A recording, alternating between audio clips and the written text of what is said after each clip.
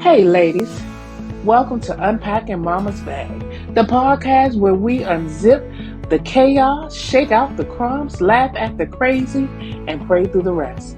I'm your host, Akia Adams, just another mother out here trying to raise babies, hold down a marriage, chase my purpose, and not lose my mind in the school pickup line. This space right here is just for the mothers out there who are carrying it all, from diapers to doubt, lipstick, laundry list, and the silent prayers you don't even have the words for. We're going to talk about marriage, motherhood, meltdowns, and we're going to do it with honesty, some humor, and a whole lot of grace. So if you ever cried in the shower, or hid in the pantry with snacks, or said, Lord, help me at least 3 times before noon, then girl, you're in the right place. So grab yourself some tea or a glass of wine, and let's unpack this bag. We're going to heal and grow all together. Hi, welcome everybody to another episode of Unpacking's Mama's Bag. Today I have with me Danniel. Hi, Danniel. Hello, how are you? Good. All right. So, just to start off, can you tell me a little about your mom journey and who's in your bag? Well, I am a mother of 4 young adult children, Okay. ages 26 all the way to 18. However, I have not ever stopped being a mom because I'm actually a mental health therapist and social worker. So I'm consistently Oh. helping young moms transitioning at every stage of life, even all the way up to geriatric, being a parent sandwich mom kind of thing. So All my right. mom tool bag is extensive. Okay then. So let's go ahead and jump right into it. So, what is one of the parenting moments that you had that made you laugh so hard that you almost peed on yourself or you did? Oh my gosh, when you said that, the first image was the story. Okay, so this was not, I wasn't present for the hearing. It was the story of it. It was Uh-huh. my second oldest. Mm-hmm. We were in church Uh-huh. and we were in a baby blessing, and her grandpa was holding her, and you hear her screaming, "You hurt my pee-pee." I'm like, how do you Oh recover from that? no. Hearing the whole congregation hear this, I'm like going, how did I not hear this? You were concentrating on other things. It was because I was concentrating on her baby sister, or it's probably her brother. Oh my goodness. I know the whole congregation was laughing because I sure would have. That was Yeah. funny. And we actually have a picture of it too. Oh my goodness. See, that's for the memory books. How that happened, especially at church. But you know how cell phones are; you just take pictures randomly. Mhm. That's awesome. So, let me see. How do you balance marriage, motherhood, and still making room for yourself? Well, I'm married to my second husband for 3 years, but Mhm. I still balance parenthood with my kids' father. We were married 25 Oh, years. We okay. have a relationship. And how I balance it is my children have always been part of some aspect of my work, Okay. because mom is not mom without her kids, and Mhm. mom is doing everything for her kids. So I used to be a recreational therapist, and I would actually take my oldest and spend the day with me at work because she could interact with the elderly. Oh, okay. Yeah, just instilling that mom can still be present even when mom's busy. I mean, currently my halfway through my doctorate program for my DSW in social work, and they still see me being present. I've always showed up, parent teacher conferences, volunteering for school. Um, People didn't think I worked because I was always made time for You just made it look easy. That's what it was. probably. Sometimes we juggle so much that we make it look easy that people just think, oh, they just have so much free time. Then they want to volunteer you for stuff. Oh yeah, well the funny joke was I was never going to be the soccer mom or dance mom, Hmm. but I ended up being the cheer mom and the dance mom. I'm still the dance mom because my youngest daughter was both in cheer and dance.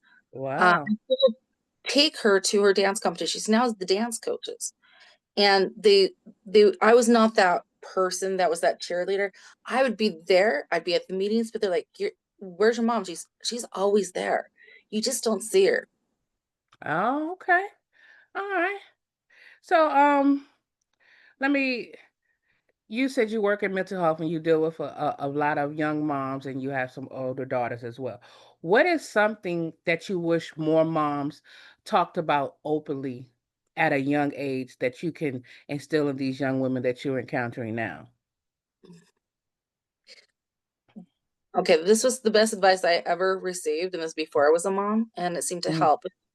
Um, Everyone has an opinion, but take the ones you feel that align with you. Oh, oh, oh, let me unpack that one. Wait a minute. Okay. Everyone has an opinion, but take the one that aligns with you. Yeah, That's because that's deep. That's well, deep. as young moms, Uh-huh. I know when I was a mom, so I have age gaps between my kids. My oldest and my second oldest, there's a 4-year gap. And then I had the Mhm. two middle ones, they were 17, almost 18 months apart. So they were literally like twins. And I had one that was undiagnosed autism on top of that. And then Mhm. we just still call him the boy. He's a man now, but he's a boy. And Uh, there's a 4-year age gap between him and his older sister. And I was always going online to look at the mommy blogs and mhm. the developmental stages of life on magazines. Heck, I read that What to Expect While You're Expecting so many times Mhm. that I was finding a lot of holes. Like I was going crazy. Why weren't they taught? They give you one chapter postpartum. Mhm. Like going, oh my gosh! Now they're talking about it with the mental health. These were not conversations they were having back in the 90s or even before. That was taboo. Right. Right. Mhm. And mom, I would go to my mother-in-law and my mom, but that generation had different lenses. Mm. Raised with Dr. Spock's book, I'm like, Dr. Spock was never a parent. I'm just gonna say that. The, the best It's advice out there. it is, it's still out there. My best suggestion is align with yourself a community of other moms because we Mhm. know we're tired. We don't always look our best. We don't feel good Right. in our bodies because we've just went through 9 months of reshaping our bodies to popping out a life force, and then everyone's focused on that baby and they forget about us. Mhm. I was very blessed because Mhm. my stepmother, Mhm. um, she was a pediatric nurse. Mm. She had not held my hand during my early stages of my babies. I I don't think I would have been as stable, honestly, Mm. because one thing she was I made sure that I did every time I was about to have my children was I went and got myself I did a self-care package Mm. after pajamas, and so it was always the self-care part. We don't do self-care. We don't know what self-care is because people go do self-care. Even when my kids were older and I was in school and as a social worker, they're saying, do self-care, teacher too. I'm like, what is self-care? But as Mhm. moms, we feel selfish when we do anything for ourselves. Right. Mhm. Because we're always made to believe that family first, children first, and which it is. But then, in order for us to be able to be there and to take care of family, we have to take care of us first. Oh, absolutely. So, what would be a good self care tip that you would give a mom? Like, what would be just a few things that a new mom or expecting mom or a seasoned mom that just may not know? Like you said, self care. What are some things that they could do? Okay. Well, first of all, always know that if you're not getting enough sleep, you're not a failure Mm. because with that schedule, it's hard. Mm-hmm. I've warned every mom this, and I've been right ever since. And this is just my Mm-hmm. experience. Every time at that 2-week mark postpartum, I'd Mm-hmm. I literally could time it to the day. Put it in a 90-degree and you're on the bed bawling because I'm Mm. mentally and emotionally, spiritually, and physically exhausted. So the self-care is have compassion for yourself first. Right. Right. Right. And if you can have compassion and you know that the emotions, those big emotions you're having, like I'm a failure, those inner dialogues, like I can't do it, I'm not good enough, um, I'm my kid deserves better. Those are just words matching the emotion. These are these internal lies to meet that negative experience. So if you can actually say, okay, I need somebody to ask for the help. Can you give me 30 minutes so I can at least take a shower? Or can you take the baby or the kids so I can go grocery shopping? I mean, grocery shopping for me was my respite because I could go without them at times. Other self-care is if you have older kids, sure your basic needs are met. There's a thing called Mm-hmm. hierarchy care Mm-hmm. where if you're not fed, you're clothed, you're gonna have meals, where you're gonna live, nothing else matters. Right. Moms go into survival mode. We go into survival mode, but as a mom, we're gonna go into survival mode, making sure our kids' needs are met. Right. For our self-care is make sure your basic needs are met. A number two thing is I tell people I don't tell people. I ask them to go look on free activities because you have older kids. They're always burnt out. Moms are trying to always entertain the kids and they need other social events, meet up Mm-hmm. with different people. There's free Mm-hmm. activities throughout your cities. Take Right. them. And because moms worry about money, if you can take that equation out, oh my gosh, life's going to be a lot easier. That is definitely true. It makes it a whole lot easier. Yes. So once in a while, make a do once a month or once a week, do a scheduled on your calendar, just something for you. I used to say, if it's not in my calendar, it's not going to happen. Well, we put things together for our kids all the time. Well, schedule Mm-hmm. book something for yourself. Okay. That's a good one. Schedule something for yourself. So, and that could be something as simple as either uh, going, taking yourself to lunch, or going to get your nails done, or if you're a crafter, go to the craft store. Or go to the library during if they have a reading book fair for younger kids at the library. Hmm. Use that time and go get your book and listen to your audio tape or something. Put your feet up, get yourself some Right. tea or coffee. You do you, boo, kind of thing, literally. Yes, you do you. That is one of the best things. So those were some great tips for self-care, especially for those moms that may be watching that may not be familiar what self-care is. So I'm glad that you were able to share those. So what is something that's unexpected that's currently in your bag now? Something you didn't anticipate and then it just popped up. Sorry, your phone distorted for a second. So you were asking what is my worst thing that's in my experience right now? No, what's something that's unexpected that's in your mom's bag now? Ah, You didn't anticipate it, it just popped up. um, I'm actually at that age where premenopause Hmm. should be happening. And Oh, yeah, I feel you. I'm there. so I here's am there. that it went back to postpartum. Like, these were not conversations we're talking about. I went to my mom and I'm like, Mom, what Hmm. happened? It just stopped. I'm like, that is not the dialogue that I was Hmm. expecting. And Hmm. now is I actually not quite there. I'm just like on Hmm. that.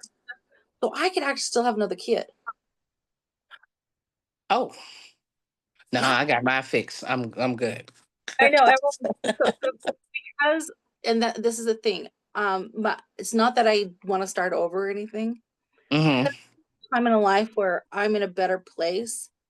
I'm more mature, but I wouldn't take back the years of being a young mom for anything. I have that Yeah. bookend perspective. And here's the other kind of thing. I could become a grandma anytime. My younger siblings are all grandparents. I'm the only sibling that isn't a grandparent yet. That has kids of age to have kids. So I have kids of age, and I am a grandparent. I'm a grandparent of two now with two bonus grandbabies, and I have that post menopause 10-year old running around here right now. Mm-hmm. So What a big surprise that was. that was a very big surprise because I was I that was told, hey, you're in menopause. Okay, you're good to go. And here I am, like, yes, the one that's above him was just turning 10 at that time. So I was like, yeah, I'm done. The oldest ones, they were graduating high school and some more. I was like, yes, about to be free. And then here he comes. Well, I just so happens my husband's a much younger man than me, and he didn't have children with his first Hmm. marriage. So, Oh, okay. so that's not a pressure. It's just like, well, if it's supposed to happen, it's gonna align, and I will ride that ride exactly. And it won't be the same pregnancy because I'm a much more vintage senior person. Well, you know what? And you want to know something that's really strange? Having the last one was the best pregnancy. Like it was I mean, I had minimal weight gain because I knew what to do. I had minimal morning sickness because I knew what to do. So I was on a regimen. I actually lost weight to the point that my doctor's like, if you keep losing it, we're gonna have problems. Like, but I'm eating right, like I'm supposed to. And he was like, but you can't lose any. I was like, okay, so you want me to eat unhealthy to keep weight on? So it was like the weirdest thing, but my body adjusted well to it because, like I said, I knew what to do and how to handle it. So that one was the smoothest out of all of them. I, I I would say that my youngest, he's 18. His Hmm. birth, so he'll be 19. Um, I had severe morning sickness, and Zofran just came out, and I'm like, Hmm. they gave me that for that morning sickness, and I was like, oh my gosh, thank you. I cried tears. So that was actually the happiest, healthiest one I had. But Uh-huh. another big surprise, though, that we didn't even think about as a mom. You said bonus, Hmm. kiddo. I Hmm. became godmother to an 8-year-old late in life. Oh, now that's nice.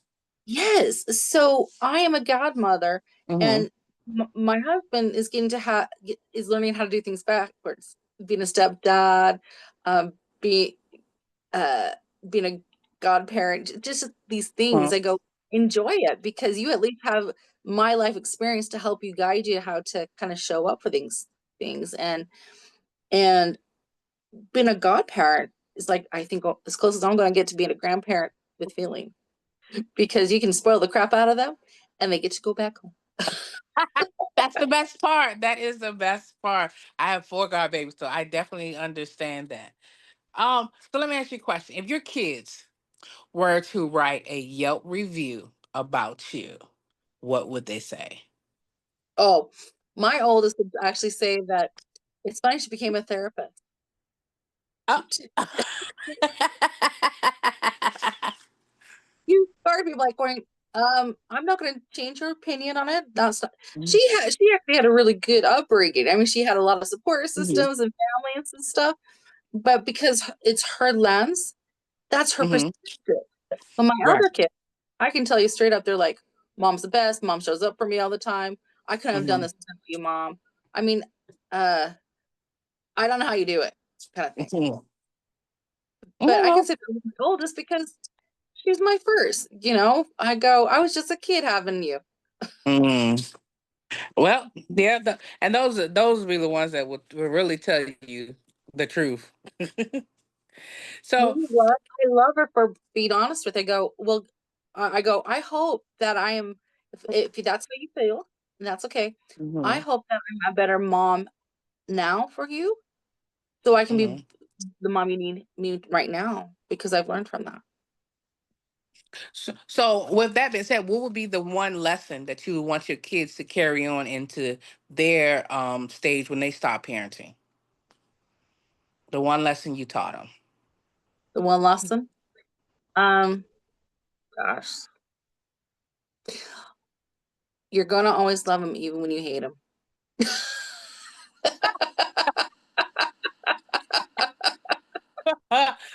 That's a loaded one right there too. Well, But they'll.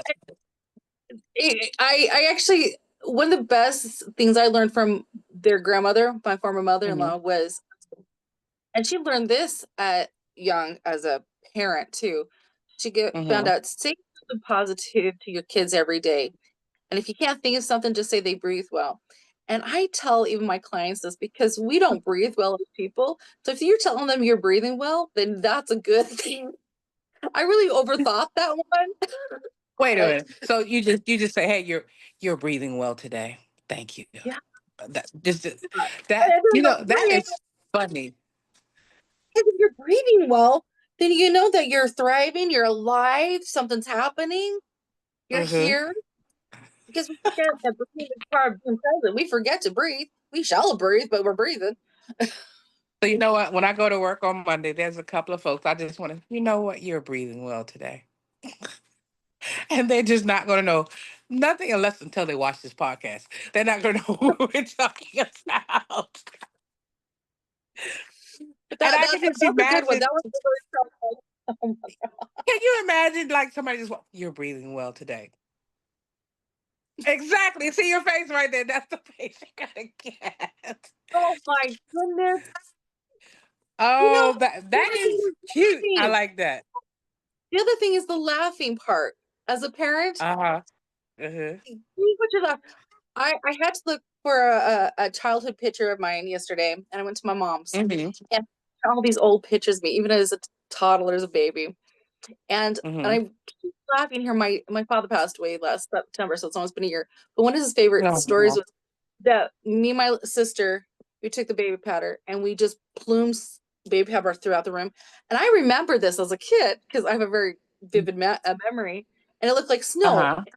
And they were so bad. And my dad told me they each had to take turns. Even my mom validated this. They each had to take turns to go all out because they were laughing so hard because it was so funny because I had made a complete mess of the room. It was me, not my sister. That is, it's hard to give instruction or discipline when you're trying to hold back laughter because I tell you, I have 5 boys, so I definitely understand. And they have done some things that you have to laugh at. Because it's just like I can't scream or I don't want to cry. I'm just gonna have to laugh because what would even make you think of this? But the powder, I think I've had one of my kids do that. They use flour instead of powder.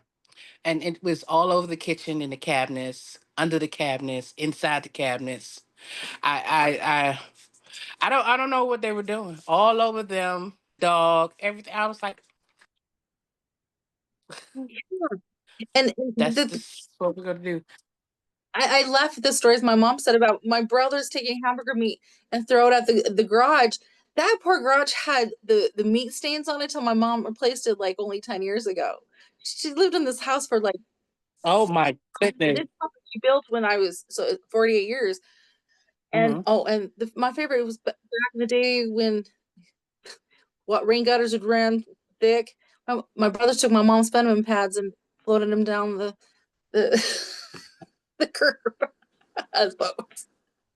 Okay, so your brother did the curve. You went. My kids My took brothers, them, my brothers, yeah.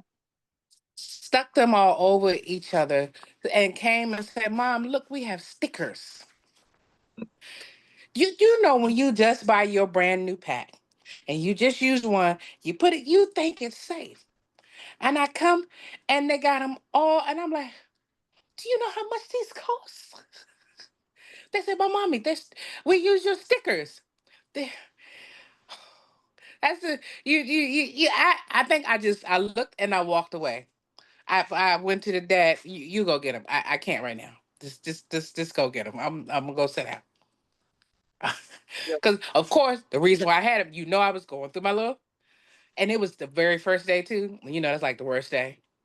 Mm. And they had all of them. Not one or two.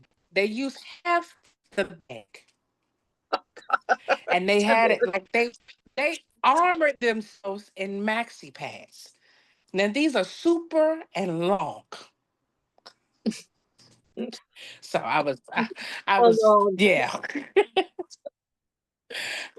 And then But they these were they they were just like, we are nice. my and I I just had one boy. you can't And make that stuff up. No, I tell people this stuff. I go, I can't make this stuff up. I have one boy, and he's great, but he's not perfect. And Mm-hmm. him and his sister, my youngest daughter, she's 21. I swear my boy was her Jiminy Cricket, because his sister just did not have a common sense. I'm gonna say that. And he would be the smart one. They were the duo because they're the two youngest. And I Mm-hmm. would go to social work. The fear that happens is when you show the police officers are on your doorstep with your two young kids, your 3-year-old and your 6-year-old, because Oh no. so I'm not a helicopter parent, never was. Mm-hmm. I was there, but they wanted to go to our backyard, but I told them to take the long way around because the top of the street is the busy street. They take Mm-hmm. the police officer brings back. I'm thinking, oh my gosh, I'm going to social work and my kids just got back. So the stigma of I did something wrong, like you can't make this stuff up. Oh, and my favorite part was the young daughter. They were all playing. Actually, this is my son's farm room in their bedroom. So this is my office. They have Mm-hmm. bunk back here, and I'm hearing the noise. And it was the weekend of Memorial Weekend. So, and I hear the ruckus, and I point at the youngest daughter, and I go, "Get off the bed, especially you." I go downstairs. I cannot time this perfectly. It wasn't even a minute later. I hear a thud. There's quiet, and then I heard that. I go, "She's okay," and I go, "No, she's not." And then I hear the scream. She had Uh-huh. dislocated her elbow, popped it Oh out. no. Yeah, and I'm pregnant with her brother, and I'm like, "Oh my gosh, you got to be kidding me!" So I had to take her up. I'm in Utah. I had to take her up to the primary children's, and they had to put her to sleep because it was just right. And I'm sitting there, and of course I'm a social worker, so I see the other social worker coming, and I was so mad. I was so mad. I have to tell you, I point my finger. I go, "Don't you dare!" She actually did fall off the bed, and I know I'm just coming to say, I'm like, "Don't patronize me, woman." I, I'm about to wring down her neck, and then the doctor come and I go, "Oh, surgery went well, but we can't wake your daughter up." I'm like, "What?" Well, my daughter has asthma, and she could not wake up for alarm to save her life. So she's been anesthesia. I go, "I got this." I go in, I bend over 90 degrees, scream in her face, "Bree, time for school." Her eyes pop open. The doctors were down to like, what? I go, "The kid just doesn't wake up once you put her to sleep." I'm lucky that the girl can wake up now. She's an adult. Oh my goodness. But Oh my God. I'm I like, know the doctor I and the love social worker was you. like, I'm pregnant. I got this. I'm like, I know what y'all doing because I've been trained in it. Don't give me that. I know she was through Yeah, she was fine. that. The It's a good story, but it's like as a mom, I've been as a social worker, I've actually had to use the same resources that I've given other moms, like Mhm. uninsured. I had to go take them to the wellness centers and do sliding scale fees and food because I had been on that kind of in between that poverty level for years. Mhm. So when I say free money, things like that, I'm like, I've walked that walk. I was on WIC. So I have compassion for moms. I've walked that walk, and I'm continually giving moms those resources. But those stories, Mhm. I can look now, but I can tell you I was hot and heated. That happened. And I'm so glad that the doctors came in and said, "We can't wake up your daughter." But that's a scary moment from being mad to going, "There's something wrong. We can't wake her." I'm like, "Oh, I know what's going on. I got this." Right, because that almost makes you want to jump out your skin the way he said it. Then you be like, wait a minute, hold on. This is my Like, daughter. I'm Oh, like, oh, I no, know no, what no, it no, is. no, no, no, no. This is not a problem. This is actually Brianna. This is just her. Right. And and it's funny because I actually was in child welfare. I was the social worker. I was a DCFS. I was the Mhm. social worker that wanted. But I tell Mhm. you straight up, I fought for those parents. I never did removal. Mhm. I was the one that put them back in. So when families are needing support and they've been struggling, I'm like going, most people are always going to have an opinion. That goes back to that first thing. Go, everyone has an opinion, but take it or leave the rest.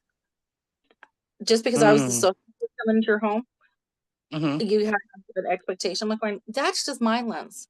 I don't know your Mm. background. I don't know if you've had a rough week and you hadn't slept and you just had somebody, I'm going to use the word Karen, want to put their 2 cents in. That was none of their business. Right. Right. And That and then throw and it in happens a also, lot. yes, and I'm also putting in also the injustice of racism on top of that.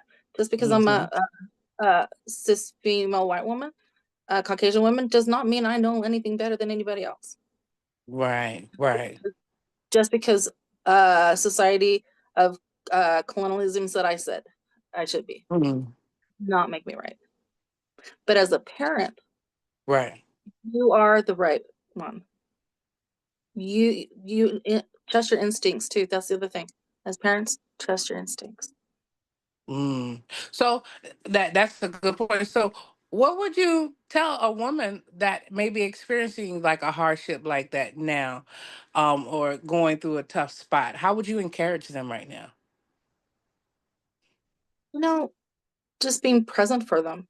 Mm-hmm. One thing I tell all my clients this, and I take this to heart, is because I'm a trauma therapist. Mm-hmm. I never tell you what to do. I will always ask you. So I'm going to ask you. I am aware that you may not know what you need, but I can sit here with you presently and just be here. Just having that uh, uh, access to somebody to touch, to Mm-hmm. to to look at and know that you're not alone in the experience. That's why I say have that community. And another Mm-hmm. thing moms don't talk about, and I just want to put this in the forefront, is the loss of pregnancy. That Yes. is so taboo. I don't Yes. want to say this. I've Yes. lost pregnancies, but for different reasons. And I, as a doctoral student, I actually was like going, hey, we aren't doing grief counseling for these moms. We'll do it for the Mm-hmm. or an infant death, but that loss, no matter if it's at the early or at the end of stage of that gestation, there's that connection. You became that mom in that emotion. The moment that you became aware or the acceptance, and you're not a failure because you couldn't bring that part to this part of the motherhood or parenthood. You still had to do those choices, those hard things, and you had to bear with it and sit with it. As moms, we sit with our kids when they're sick and we are like, I don't know what else to do but to hold you. Right. But no one's there to hold ourselves. And also, I want to extend the communication to the partners, if there is a partner, maybe a spouse, a partner, a sibling, anyone who is present with that person who's going Mm-hmm. through the marriage or that story. Mm-hmm. They need that grief support too. Everyone's expecting them to show up for them. I'm like, when they still are having that same experience, my heart breaks knowing that I watched my husband grieve over our pregnancy that we lost, because we did get pregnant once, Mm-hmm. 4 years, 4 years ago. And it was hard to see that I was more able to go, hey, I know what to do. And I wanted to support him, but everyone expected him to support me. There was a stigma. So let's break down those walls of Mm-hmm. stigma, have that communication going, Mm-hmm. I'm hurting and I don't know what I need. And grief is what it is. It's a roller coaster. It's It a is. it's a ride that we can't get off. We have to go through it. I mean, it was one of those moments where I even asked my dad. My dad told me that my mom had miscarriages. I asked my mom. She shut down so fast. Shut down so fast. A lot of people don't know how to deal with that. And especially like you said, parents, our parents and the generations before them, it was taboo. You didn't talk about it. You dealt with Yeah. it internally, and that was it. You didn't say anything about it. And I'm so glad you brought this up and you put it in the forefront, because there's a lot of women who deal with miscarriage, infertility. And one of the I'm sponsored by the Women's Wellness Center here in Bainbridge, Georgia, that specialize in dealing holistically with women from puberty all the way up to postmenopausal. And one of the main focus that we focus on is infertility, because the founder suffered through that. And it was through her prayers and working with herself. and praying, she was able to now have 4 beautiful children out of the situation. And we deal with the women. We counsel the men. We even go a step further and counsel the children, because even in those times when you may lose a child, if you already have one, the child is still dealing with a loss too. Yes, And it's the entire family. So we wrap around the entire, and I'm so glad you brought that up.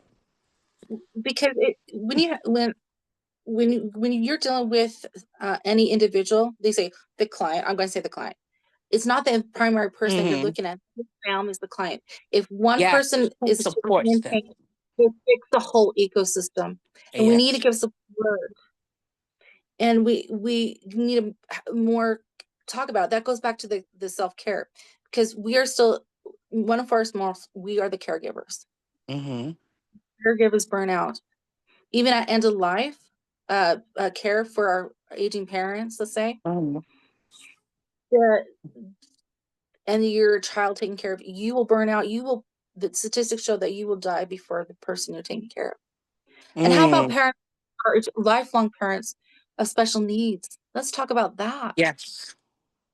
Special needs. I mean, I've been fortunate. I my education was boots on the ground. I got to work with special needs, young adults to elderly in one Mm-hmm. facility. In the generation when they were just taking them out of the institutions.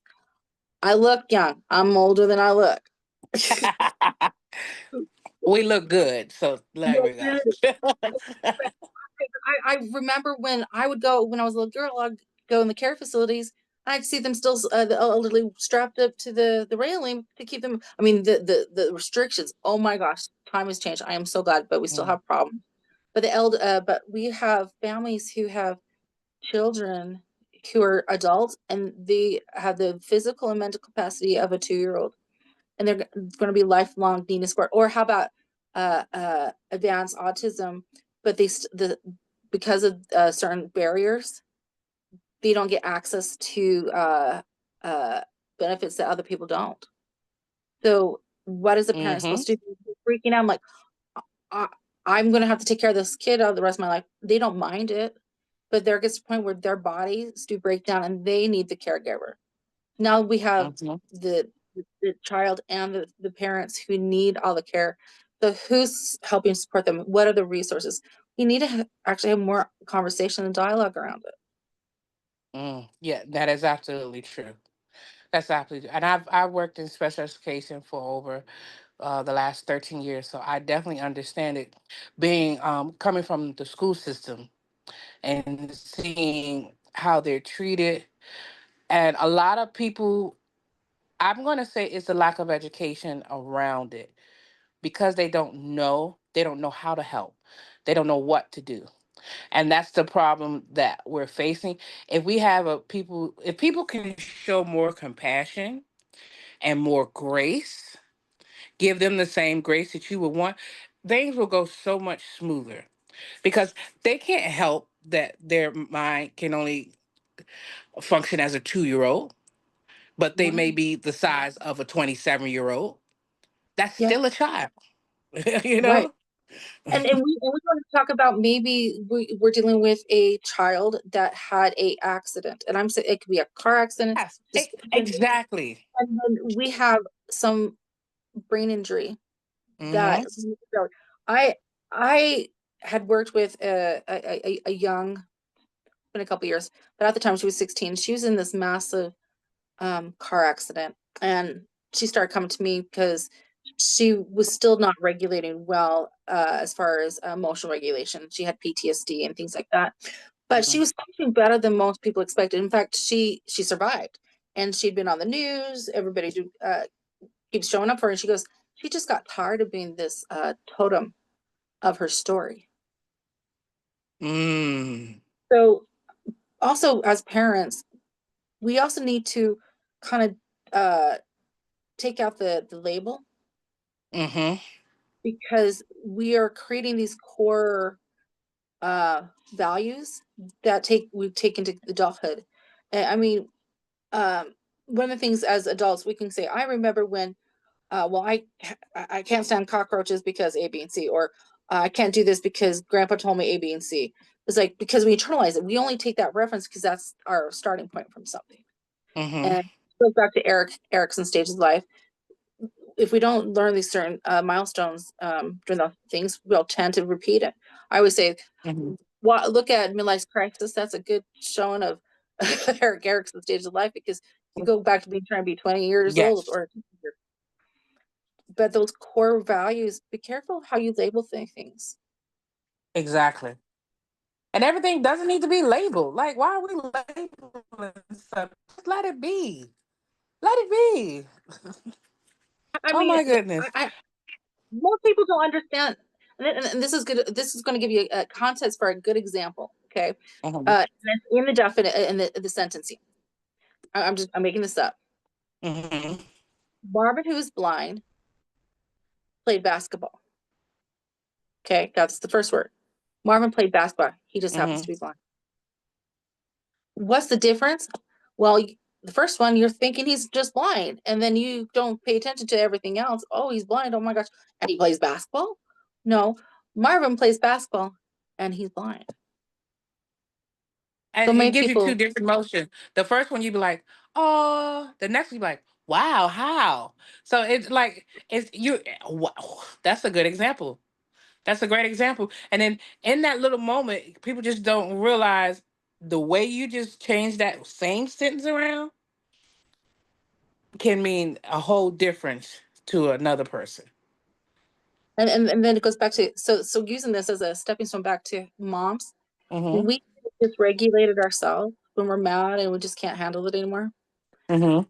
we will say things we don't mean to. Right. But we can look back at what we say and go, hey, let's redo that. Sit down with the kid, or whenever that age is. It could be when you're 25 year to your 40-year-old. It doesn't matter where. Let's Mm-hmm. go. I said it in a way that was not correct, and be accountable. Mm-hmm. So let's reframe this. Let's let's reframe it. We're not dismissing that maybe I should have done better. So that shame, so that compassion. Mm-hmm. But what can I help with this? And so we're not um buying into like, oh, I gotta buy him a candy bar to make me feel better. That's the other thing. Watch out what you're doing with your behaviors, because you might be trying to compensate for something for yourself that you're lacking. I have parents that go, he has too many toys. Why did you buy him a toy? Well, because I'm like, so you're feeling guilty because of lack of time. Like, going, do some, if you want to get an activity like a game, be present. I do life coaching because I can't see certain Mm-hmm. clients or in the state of Utah for the licensing, but as a life coach, I can show up and teach them these life skills as a parent and as a mental health person. I used to go in homes, do skills counseling, where I actually taught conflict resolution just through playing games.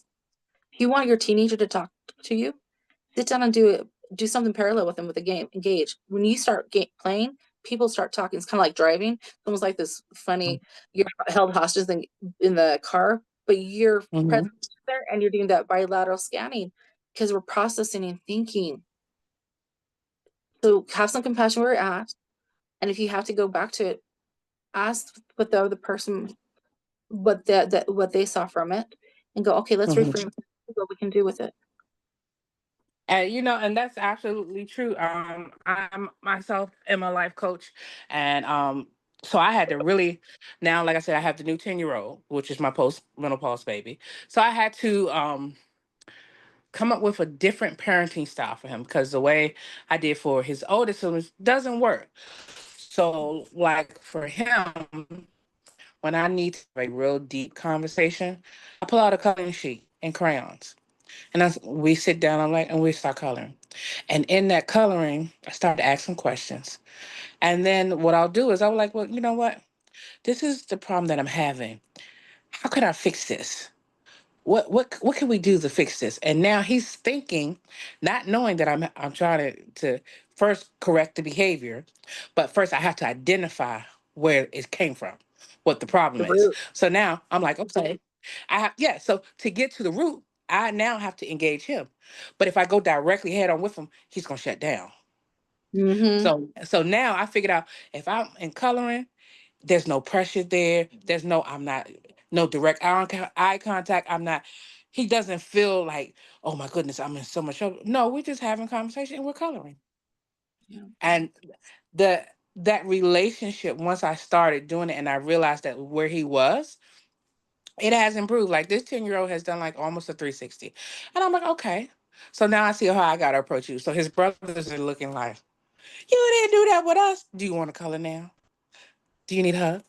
No, I want no hug, mom. Okay, I'll take a hug, mom. But I mean, Right. you have to adjust with the times. And I think as parenting, and especially as parents, we always have to know how to evolve with our children. So this is a good also opportunity to show that as moms, we're always modeling. So Yes, definitely. I'll have couples come in, Mm-hmm. and I'm looking at them going, okay, besides your couple, your parents, how are you communicating as parents? So one of the things is look at how you're communicating. Are you talking with the person versus at? And if we're doing Mm, that with our partners or our significant others or whoever, we're doing it to our kids. We're doing the right. exact same thing. So when you get on that level, like the coloring, you're talking with them versus at. That's why when Mm-hmm. we're going to be talking at them, trying to prove our point. When the truth is, we're being the child.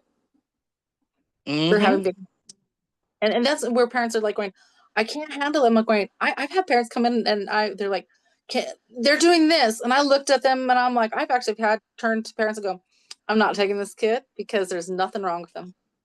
He's actually doing exactly what he's supposed to do, and that annoying stuff that you're annoyed, it's on you, not him. That is true. Because Wow, this when I don't know how to answer, how to parent, they want somebody else to fix it from, like if their kid's broken. That's reinforcing the core belief in them that they're broken. No, maybe you need to work on something yourself. So what's wrong? Well, my parent did da da da, and you've seen the reflection of the kid, and that's bothering you because that's what was instilled in you. Yeah, go. Let's you and I talk. Kid can play. mm-hmm.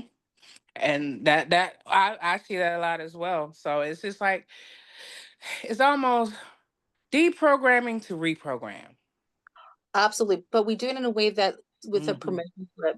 And that's the other thing is Yes. when we get stuck, I go, here, let me write you a imaginary permission slip you can put in your back pocket. It's not knowing, it goes back to knowing that you have so much I like need. that. It's kind of also doing that self-care. I've actually done stuff like, okay, I'm writing myself a permission slip because if I feel like I'm getting stuck, I'm like going, okay, I've given myself a permission slip. I can use it if I need it. It basically takes that internal noise and puts it somewhere else. It's not. Mm-hmm. We're just like going, oh, so you need a 5-minute timeout. Okay, I'm gonna cash that in. That is awesome. Okay, so one last question, because we have been having a very good I know, conversation time. despite all of the mess. Give me one statement or one thing that you would want to leave for all the moms out here now. What is one note, one step, one point, one anything that you want to leave them right now so that they can carry that with them as they go on in life? One stop, one statement. Um, gosh, you're you first. You are you first, Mm, because you everything are else, you first. That's mom, amazing. because everything else is a label. Mom's a title, it's an honor, but it's you that Mhm. is who's being that. You are you first. Oh my goodness. Danielle, I want to thank you today for this conversation. I'm telling you have enlightened me. You touched on some core topics that are dear to my heart. So I want to thank you for that, first of all. Um, if anyone wants to reach out to you for any coaching or anything of that, how would they reach out to you?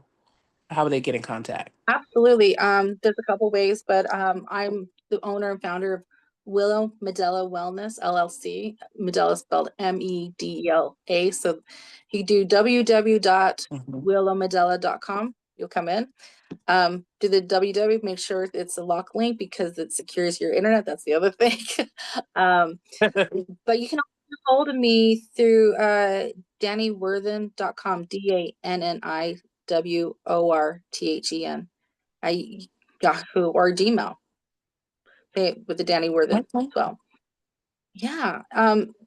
You can also reach me through my website and just message me. There's different ways, but you'll have the links to get a hold of me that way as well. All right, so everyone, like she said, we'll have her links in the bio so that you all can reach out to her. Again, I thank you for coming on and sharing your experience and your grace and your knowledge with us today. So, everyone, thank you for tuning in for Unpacking Mama's Bag. If you like this episode, please make sure you subscribe. Stay tuned. All episodes are aired on Tuesday nights at 6 p.m. Thank you. Have a wonderful day. Thank you.